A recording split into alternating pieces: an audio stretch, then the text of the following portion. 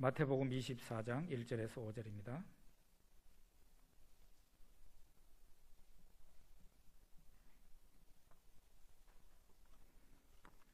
우리 같이 읽어보겠습니다.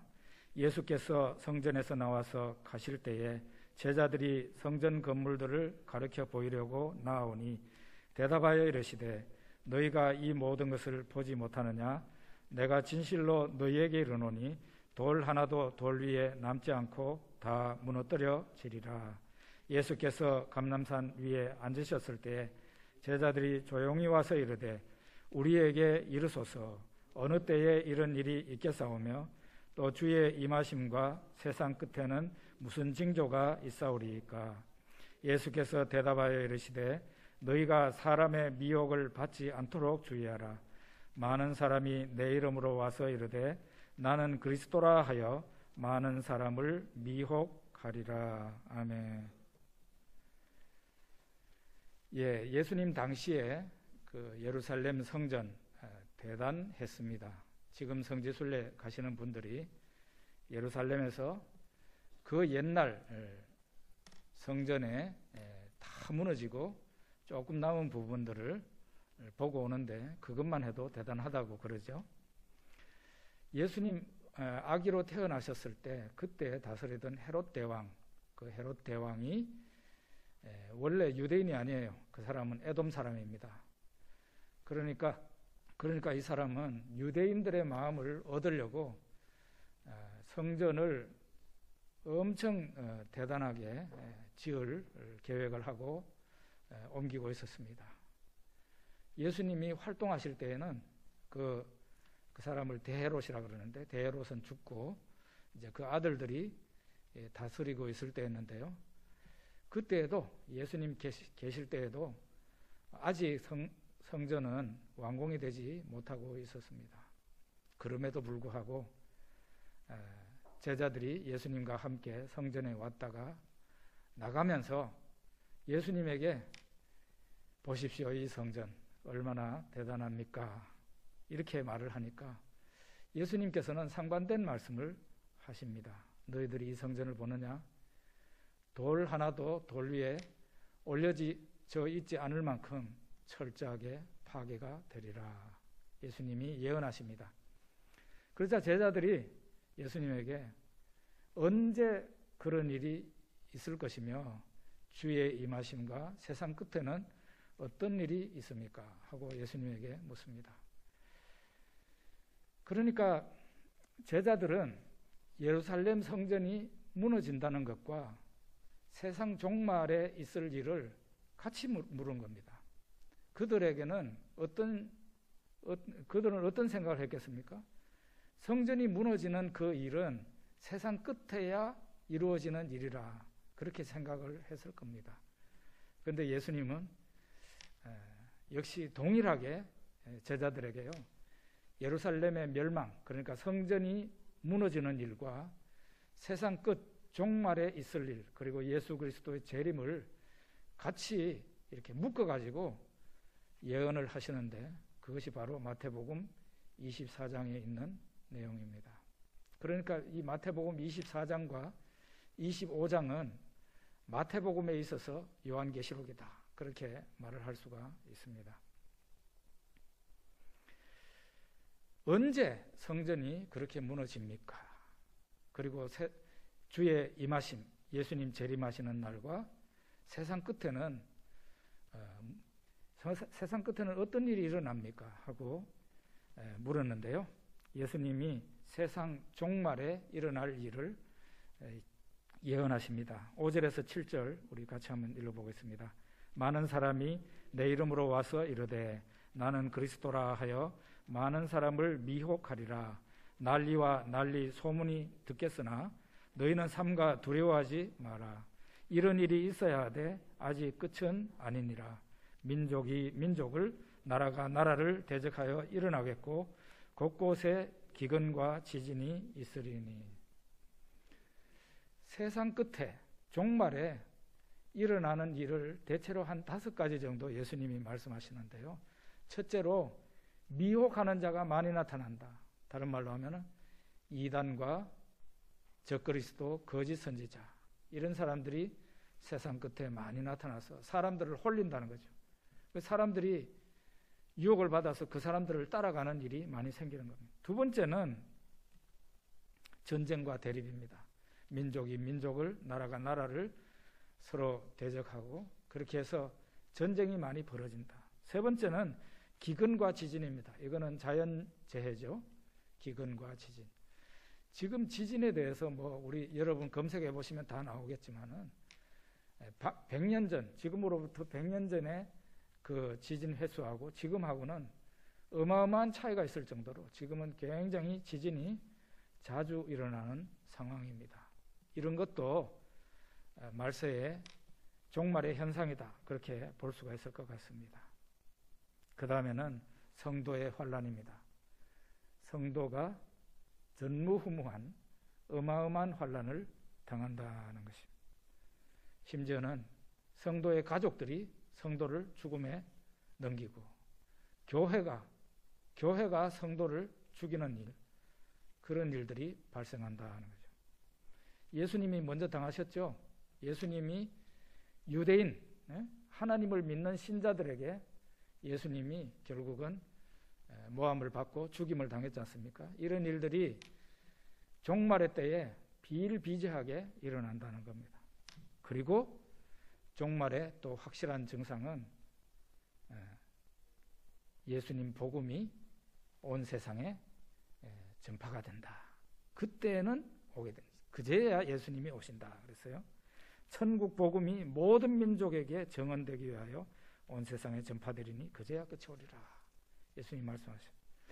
이렇게 종말에 일어날 일들, 나타나는 현상들을 예수님 말씀하시는데, 오늘날 학자들이, 성경학자들이 가장 많이 언급하는 부분이 복음이 온 세상에 전파되게 되는데 그때에 예수님이 오시게 된다. 이 제일 마지막에 예수님이 말씀하신, 예언하신 이 부분에 대해서 학자들이 가장 많이 주목을 하고 또 우리도 이 부분에 대해서 가장 많이 생각을 해야 됩니다. 여러분은 어떻게 생각하십니까? 지금 복음이 온 세상에 전파되었습니까?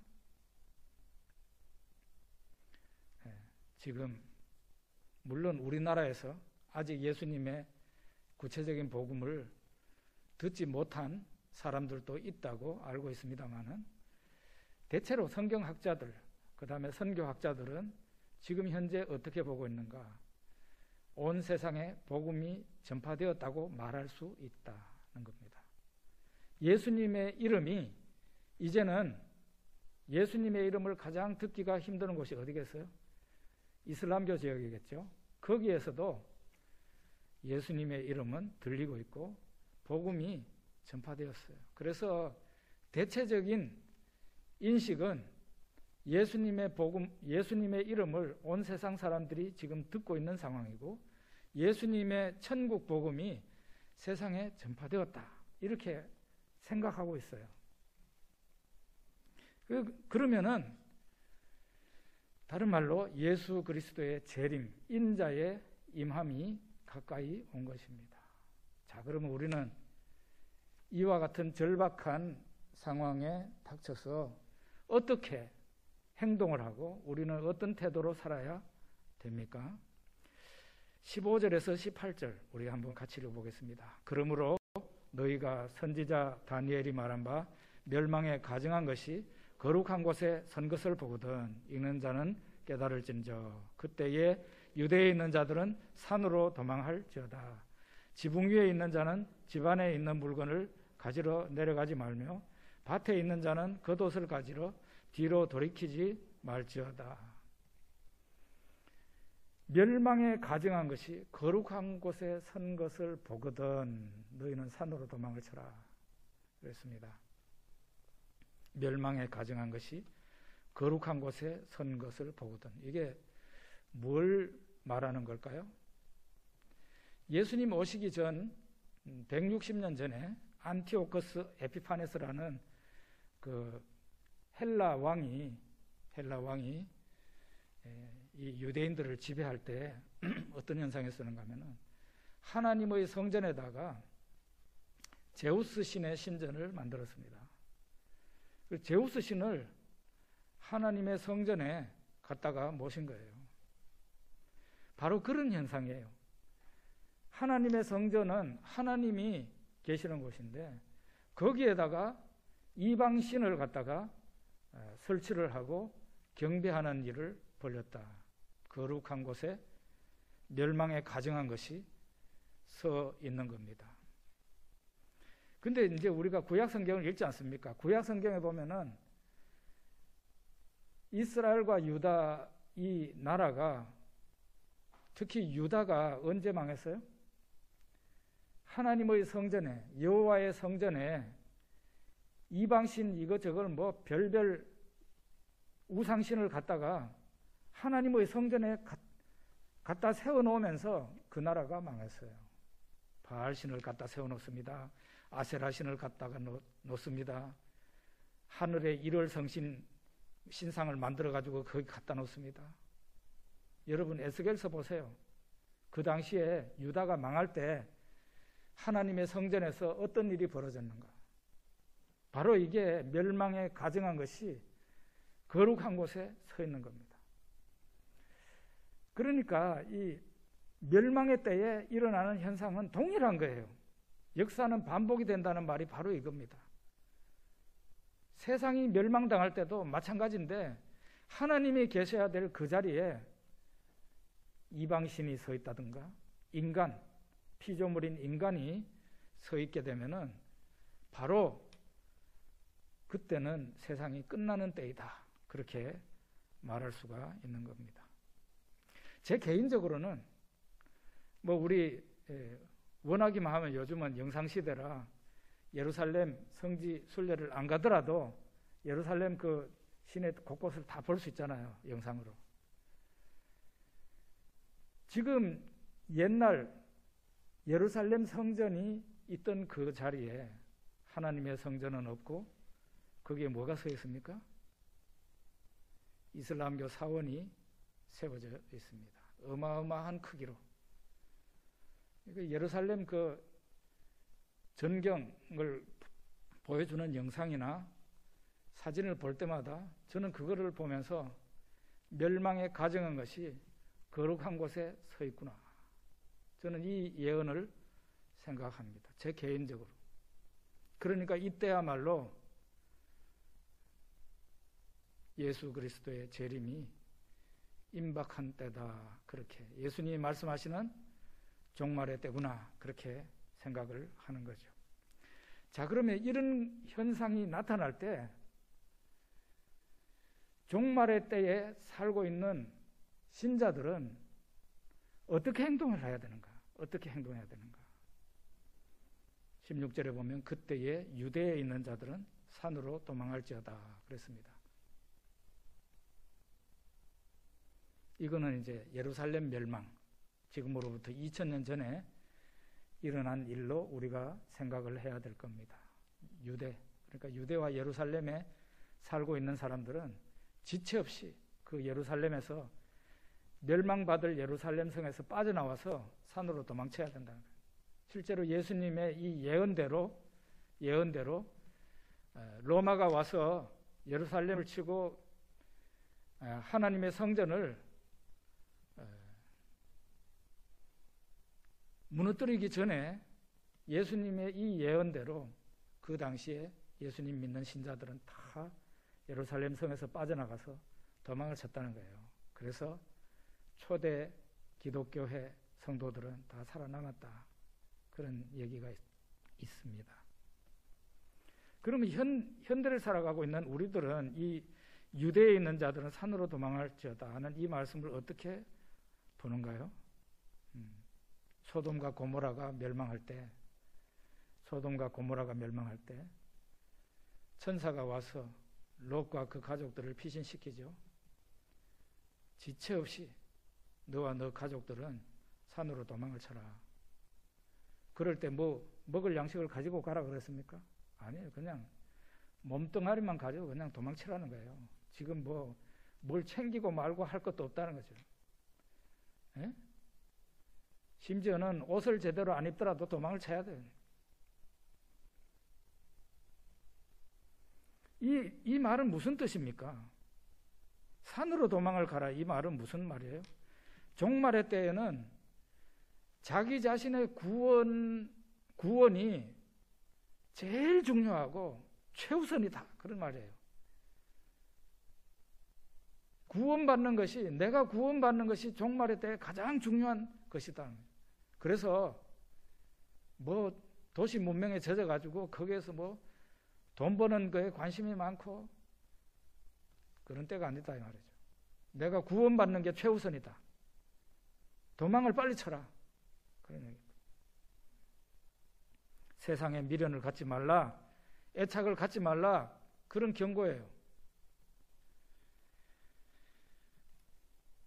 오직 우리 자신의 구원을 가장 중요한 일로 여기고 최우선으로 여기고 그렇게 행동해야 된다는 것을 예수님이 말씀하신 겁니다. 여러분, 지구 종말시계라는 거 들어보신 적 있습니까? 지구 종말시계. 미국의 시카고에 본부를 둔 미국 핵과학 교육재단이라는 곳이 있습니다. 미국 핵과학 교육재단. 여기에서 발표하는 시간이에요. 지구 종말의 시간이에요. 이 핵과학 교육재단에서 지구 종말을 그러니까 24시로 딱 정해놓고 지금 현재 이 지구에 살고 있는, 이 땅에 살고 있는 사람들은 종말에 얼마나 가까워져 있는가, 그거를 발표하는 거예요. 이 사람들 크리스찬이 아닙니다. 기독교하고는 아무 관계없어요. 그냥 과학자들이에요. 핵과학자들이에요. 지구가 지금 현재 멸망에 얼마나 가까워져 있는가, 그걸 얘기하는데, 지금 이 사람들이 2017년 발표한 바에 의하면은 지구 종말 시계가 23시 57분 30초다, 그렇게 말했어요. 그러니까 자정에 얼마 못 미칩니까? 2분 30초 모자라는 거죠. 2분 30초. 2분 30초만 지나면 이 지구에 있는 사람들 한 사람도 살지 못하고 다 죽는다는 거죠. 지금 지구에 쌓아놓은 핵무기가 어마어마합니다. 거기에다가 요즘은 새로운 지구 멸망의 요인이 나타나는데, 그게 뭔가 하면 우리가 그동안 몰랐던 건데 지구온난화입니다. 이것까지 더해져서 지금 지구인들이 멸망을 바로 눈앞에 두고 있다는 거예요. 2분 30초밖에 안 남았다, 그런 얘기를 합니다. 이만큼 과학자들은 지구 종말이 가깝다고 보고 있는 겁니다. 그러면은 성경에서 예수님은 이 종말의 때에 어떤 일이 일어나는지 우리에게 말씀하셨는데 한번 보겠습니다. 29절에서 31절입니다.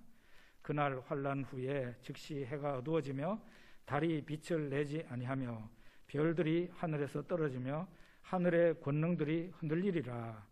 그때 인자의 징조가 하늘에서 보이겠고 그때에 많은 땅의 족속들이 통곡하며 그들이 인자가 구름을 타고 능력과 큰 영광으로 오는 것을 보리라. 그가 큰 나팔 소리와 함께 천사들을 보내리니 그들이 그의 택하신 자들을 하늘 이 끝에서 저 끝까지 사방에서 모으리라. 지구 종말의 때에 하늘에 대이변이 보인다, 예수님이 말씀하십니다.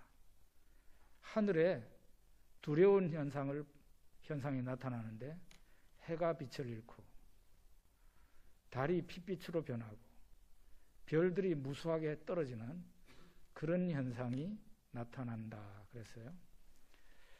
이 부분은 굉장히 해석하기가 어려운 부분인데요. 그래서 성경학자들은 이 부분을 가지고 상징적으로 이렇게 상징적인 의미를 가지고 있는 것으로 해석을 합니다. 고대 사람들, 그러니까 이 성경이 쓰여질 때 그 고대 사람들은 천상, 저 하늘에서 일어나는 일들이 지상에 역시 똑같은 일, 지상에도 일어나게 된다는 그런 생각을 다 하고 있었어요. 고대 사람들은. 천상에 해가 빛을 잃고 달이 핏빛으로 변하고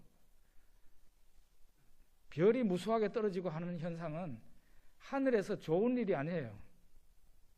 예수님이 탄생하셨을 때 하늘에 그 빛나는 별이 보여서 이 일을 좋은 징조로 보고 동방박사들이 그 별을 따라서 가다가 예수님께 경배했지 않습니까?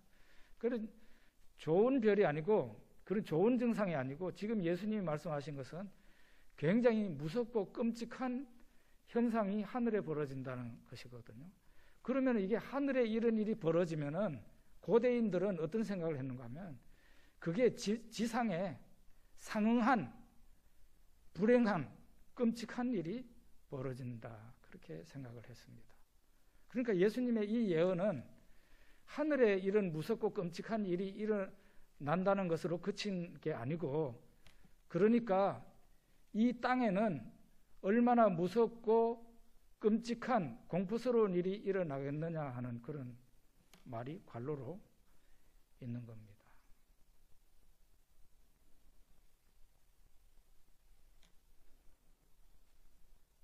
실제로 지금 우리가 이 답답한 이 마스크를 끼고 지금 1년 반 정도 가까이 되었습니다. 지구상에 이만큼 끔찍한 전염병은 그동안 없었다, 그렇게 말할 수 있어요. 저 문명국이라는 미국도 시체를 치울 곳이 없어가지고, 그 뉴욕에 말이에요, 시체를 치울 곳이 없어가지고 그냥 컨테이너에다가 오랫동안 방치한 일도 있었고, 시체 위에 시체를 묻은 일도 있었잖아요. 여러분 다 보셨지 않습니까? 이런 일이 문명국에서 일어나고 있는 거예요.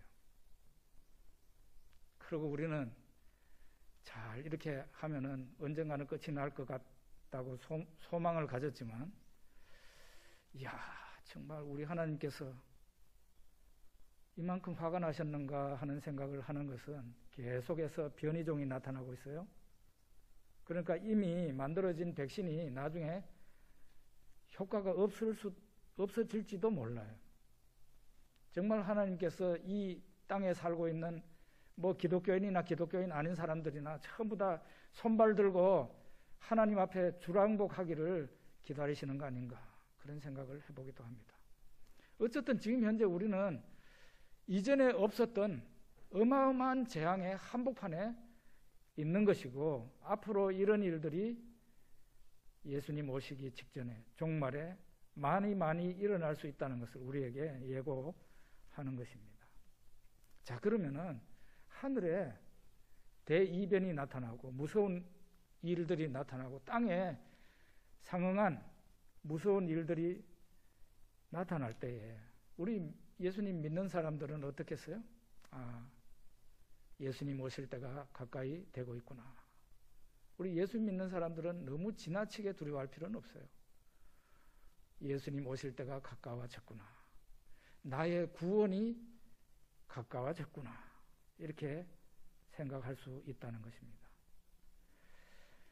예수님께서 이렇게 말씀하시면서 예수 그리스도의 재림, 인자의 오심을 말씀하시는데요. 인자의 오심은 공개적인 일이라고 예수님이 말씀하세요. 어떤 사람들은 예수님의 재림이 영적으로 이루어진다는 그런 말을 하는 사람들이 있습니다. 옛날이나 지금이나 있어요. 영적으로 일어난다는 것은 가시적이지 않다는 그런 얘기가 되는 거예요. 영적인 거는 못 보는 사람들이 있잖아요. 그래서 이 사람들은 오순절 성령이 임한 것을 예수님의 재림 사건으로 해석을 하는 겁니다. 그런 사건으로 봐요.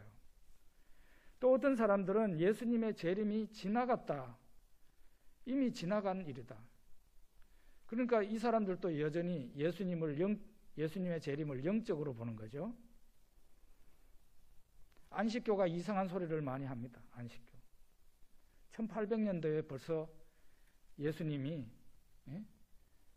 재림하셨다 할 정도니까 이상한 이단들은 항상 나타나게 돼 있어요.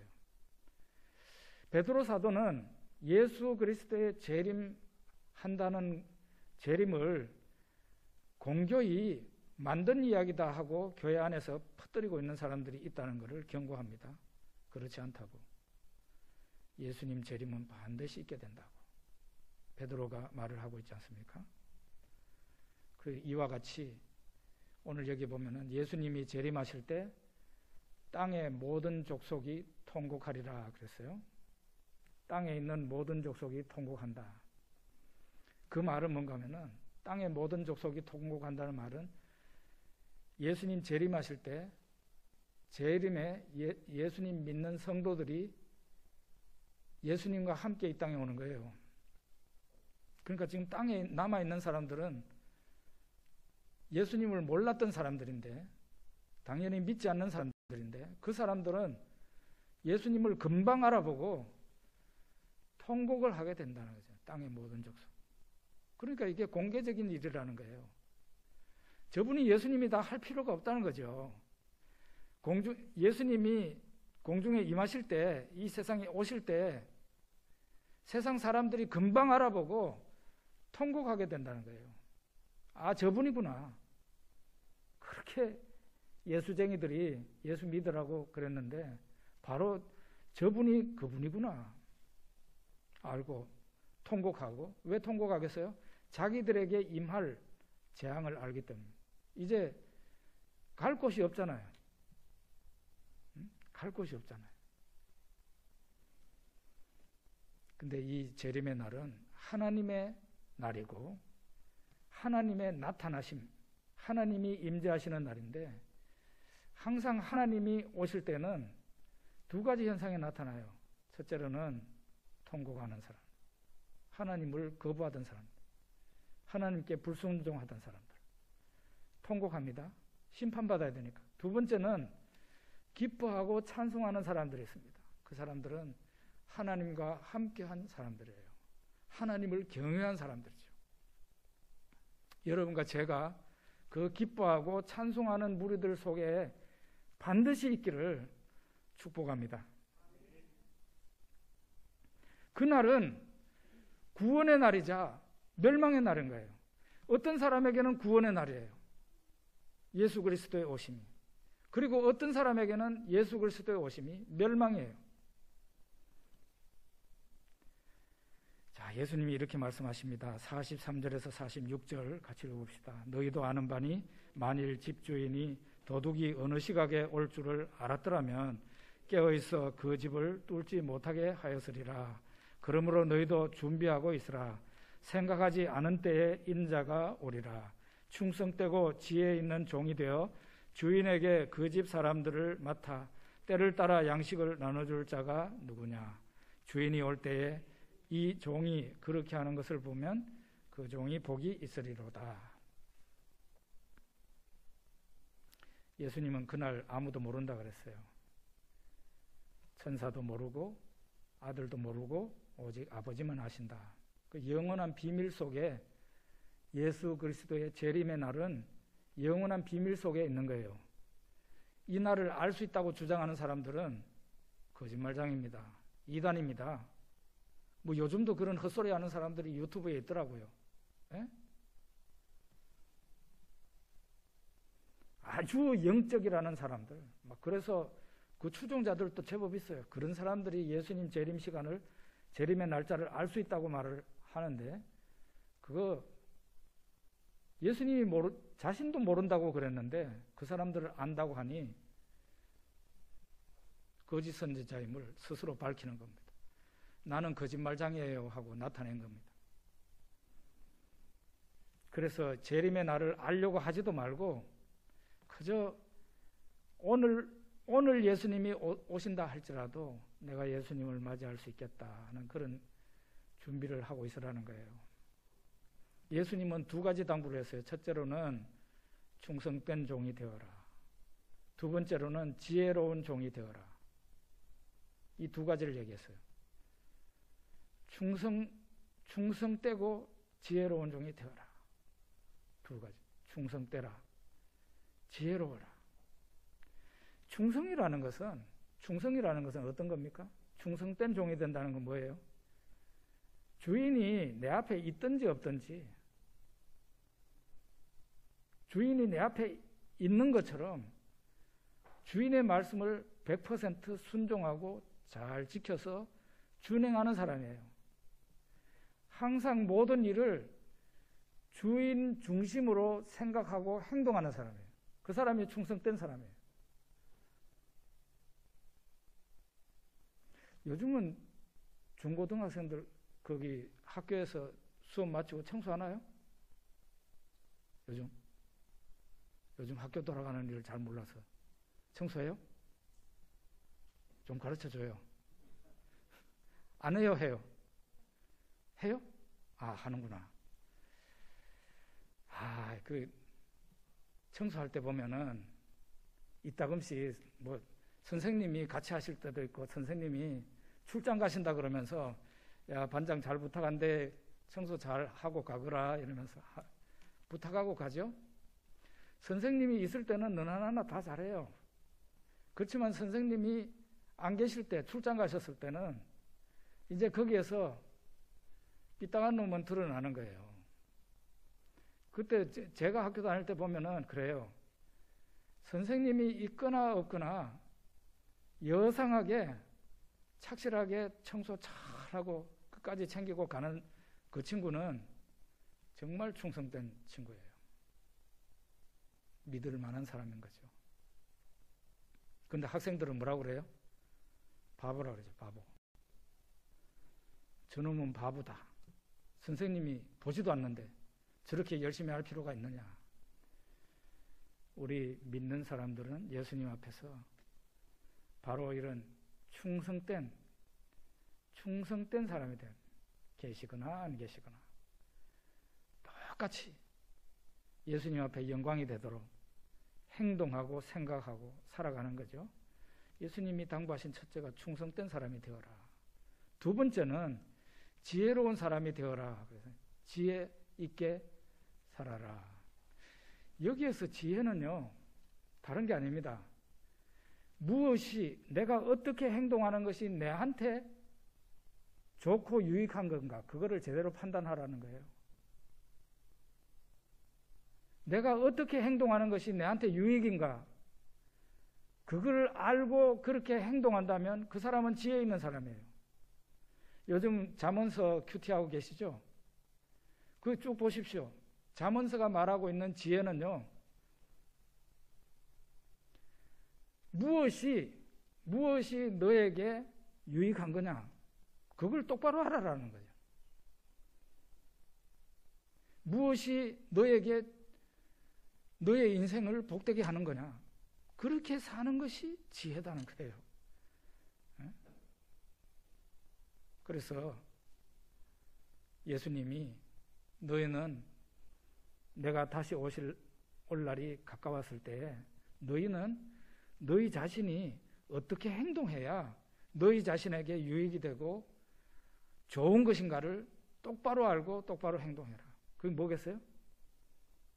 주인이 먼 나라에 갔는데, 이제 올 때가, 주인이 먼 나라에 가서 온다고 그랬는데, 이 청지기가 종들을 막 때리고 지가 주인인 것처럼 막 행동을 하고 술 마시고 놀고 이러면 주인은 갔다가 반드시 오게 되는데, 왔을 때 그 종은 어떻게 되겠냐 이거예요.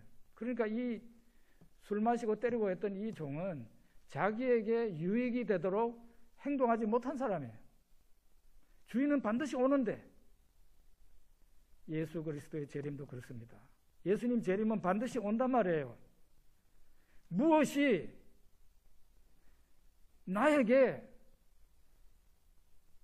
좋은 거냐, 내가 어떻게 행동하는 것이 나에게 유익한 거냐, 그걸 알고 판단하고 올바로 행동하는 사람이 지혜로운 사람이죠. 개미와 배짱이 동화 잘 아시죠? 무더운 여름에 개미는 땀을 흘려가면서 막 일을 합니다. 그가 일을 하는 이유는 추운 겨울이 닥치게 되는데, 그 추운 겨울에 먹을 식량을 준비하는 거예요. 미리 쌓아놓는 거예요. 그런데 그 개미 옆에는 배짱이가 있습니다. 이 배짱이는 나무 그늘에서 노래를 부르면서 기타를 치면서 여름을 보내요. 일하는 게 쉽습니까? 노래하면서 쉬는 게 쉽습니까? 일하는 게 어려운 일이죠. 고달픈 거죠. 그런데 배짱이는 개미가 막 그 여름에 땀 흘리면서 일하는 것을 한심한 눈길로 봅니다. 그렇지만 개미는 아랑곳하지 않고 열심히 겨울철 식량을 준비합니다. 그러다가 이제 드디어 추운 겨울이 닥쳤습니다. 개미는 이미 여름 동안에 넉넉하게 열심히 일을 해서 양식을 많이 비축해 놨어요. 걱정 없이 지냅니다. 추운 겨울에. 그런데 여름에 나무 그늘에서 노래만 부르던 배짱이는 겨울철 먹을 양식이 없는 거예요.